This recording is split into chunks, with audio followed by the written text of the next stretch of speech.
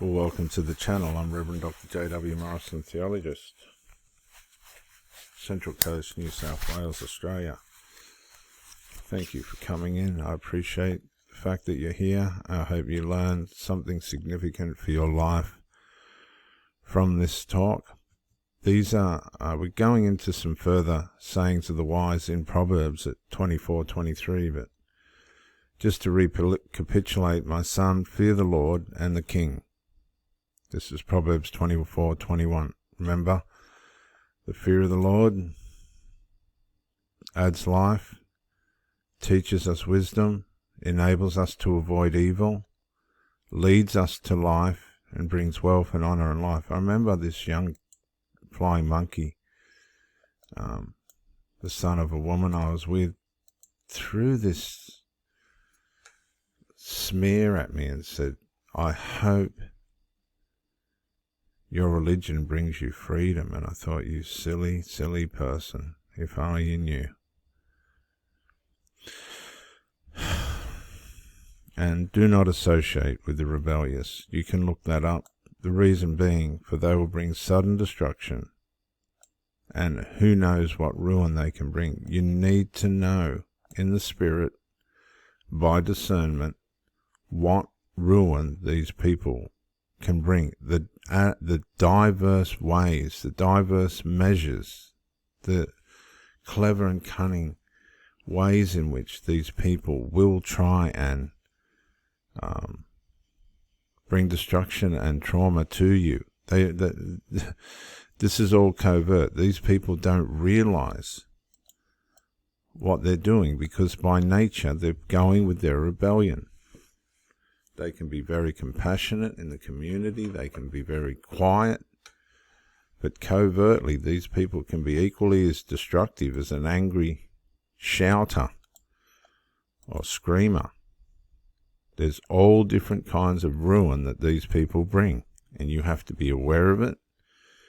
And you have to be onto it. Otherwise, you're going to end up in severe trouble in your relationship. And you won't deal with it the way that you should. Verse 23 of Proverbs 24. These are also sayings of the wise.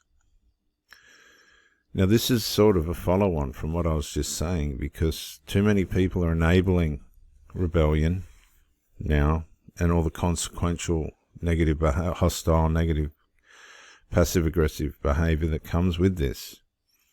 Because to show partiality in judgment is not good. And that can be as simple as turning a blind eye to somebody's bad behavior via silence. A lot of people seem to think that silence has got this magical way of fixing things. No. Sometimes silence is just a sign of weakness, a sign of fear, to bring a confrontation to a situation that has to be resolved fast. And I've seen these people never resolve particular certain things or come to a place to try and give themselves some kind of view of themselves, some kind of representation of themselves after they've completely broken everybody down, waiting for resolve, with an idea of resolve that's absolutely ludicrous. I've seen this before as well. These people have no idea. They're just trying to give themselves some kind of credence to walk away or be discarded with some kind of respect. But they've lost all respect because they didn't show the right judgment. They were partial. They were partial to a family member. They may have been partial to a friend, partial to someone they're having an affair with. This is a common one. And a lot of these people that have affairs, they'll have affairs with married people. They'll have affairs with exes that have got girlfriends. They'll have, or boyfriends. They'll have affairs with the same sex. They don't care. If the mood's right and the situation is there, they're just going to show partiality to themselves.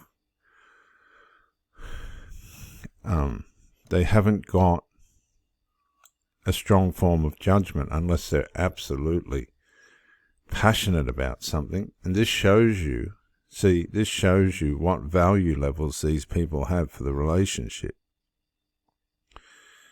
If they've got passion about judgments on certain issues, and you can see it at work, and they're determined to get their point across, then you can use that as a way in which you can measure how much value they have for your relationship relative to where judgment is required. They will show you whether they're partial or not. They will show you by the way in which they apply judgment to situations that they're passionate about.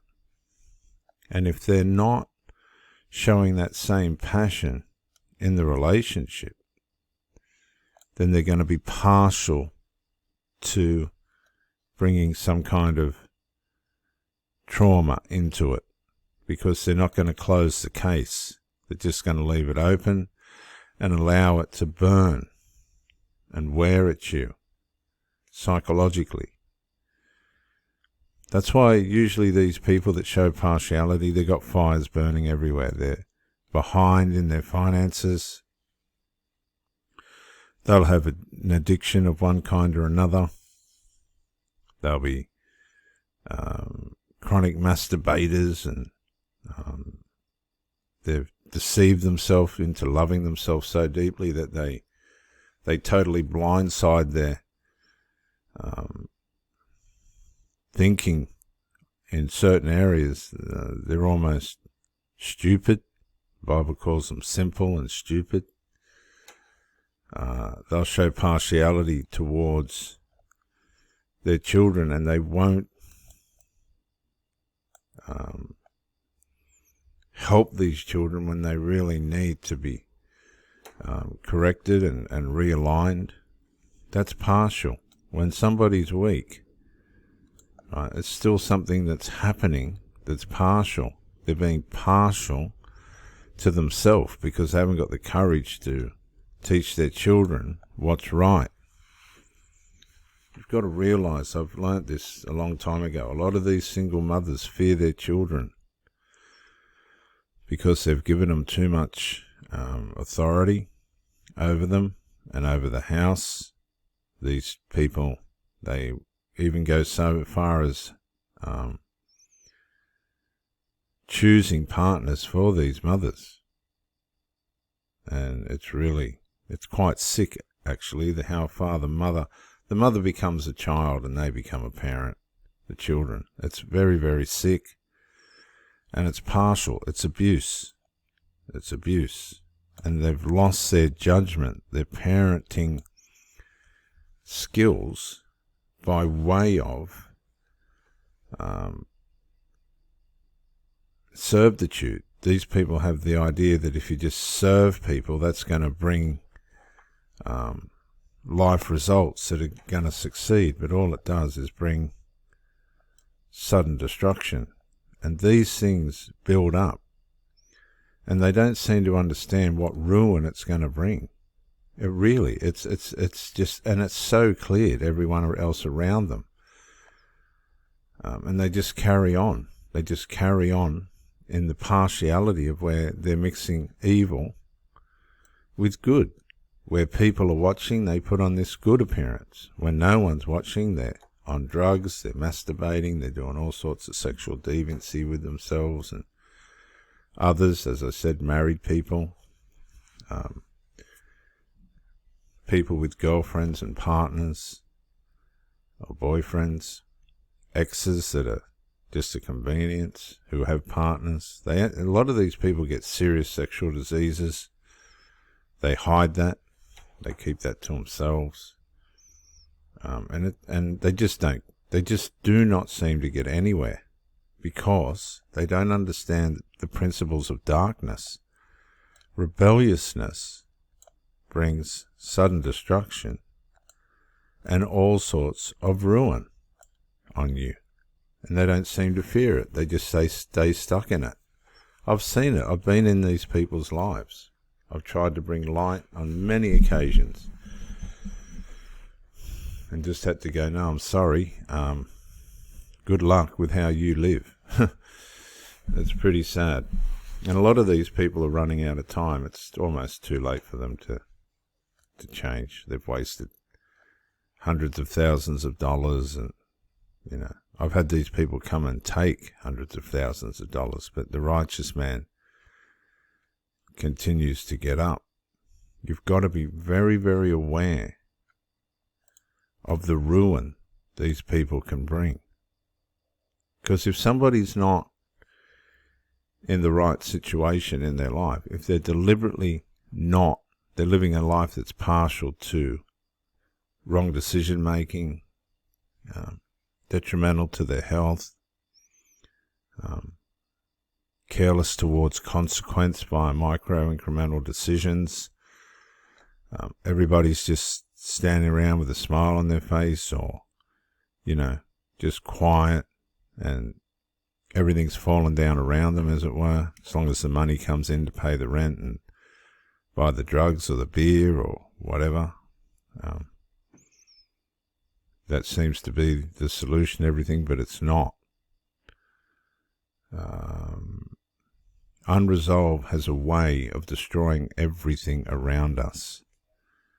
And it's critical, absolutely critical and vital, that wherever there's unresolved, be it in behavior, bills, work, and most of all your intimate relationship, you cannot be partial. You cannot get it wrong, because the outcome will definitely, most definitely not be good. I'm Reverend Dr. J.W. Morrison, theologist, Central Coast, New South Wales, Australia. Thank you for joining me, and bye for now.